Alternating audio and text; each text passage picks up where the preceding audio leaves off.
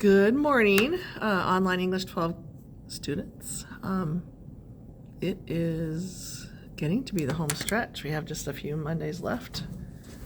3 for me and 2 for you. All right, I thought I would just do a quick check-in. I know I'm not slated to do the next 2 weeks until next weekend, but I wanted to just talk about Fahrenheit 451 so far. So you should be reading Fahrenheit 451 and finishing part 1 by Wednesday. At least that's what our in-class is doing. And then we'll start part 2 together on Thursday. It's shorter. I don't expect you to have finished part 1, so I'm not going to talk about the whole thing, but I thought I would go over some notes I'm going to talk about today in class. Here we go. All right, first, the book starts with this quote: if they give you ruled paper, write the other way. We're going to talk about that today. Who is they? What does this mean? They is the man, government, whatever you're being told to think. Maybe it's social media these days. Anyway, so that is the beginning. Before the book even starts, Ray Bradbury chose that quote. So that's important. He's telling you to rebel, to think for yourselves, to not just do what you're told without thinking about it.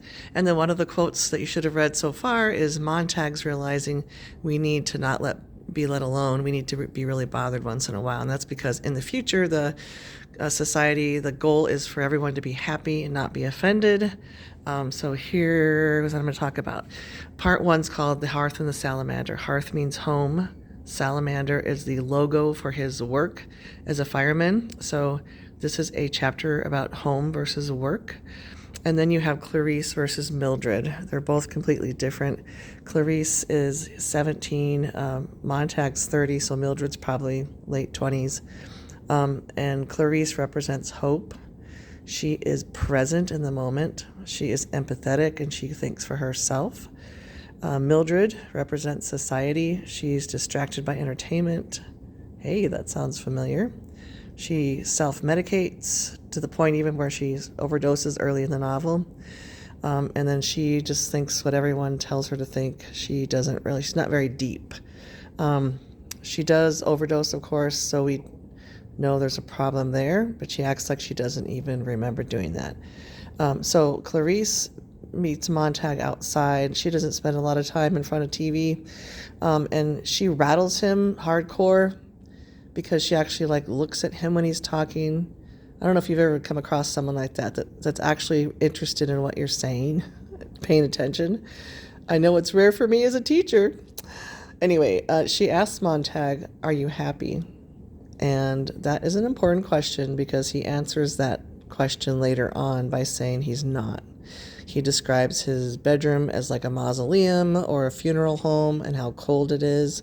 And so huge conflict in the novel that has to be addressed. If you realize you're not happy, you say you're not happy, there's got to be a change.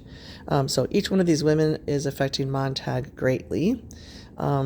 All right, Mechanical Hound is a dog that's a machine, kind of like the Dalmatians that firefighters have, except for this is a machine that can hunt down people by its DNA. There's some foreshadowing because it growls at Montag. Montag's boss is Captain Beatty, and he seems to be needling Montag. The last part of part 1, Captain Beatty talks about how they got to this point in society, but I don't want to talk about that right now because I don't think some of you have read it. Montag witnesses a woman self-immolate, which means lighting herself on fire with her books, and she dies. And so that, of course, affects him greatly, and he really is starting to think about why books are banned and what he can do to not be so shallow, so empty. He describes his life as empty. All right. Hopefully that'll help, and let me know if you have any questions.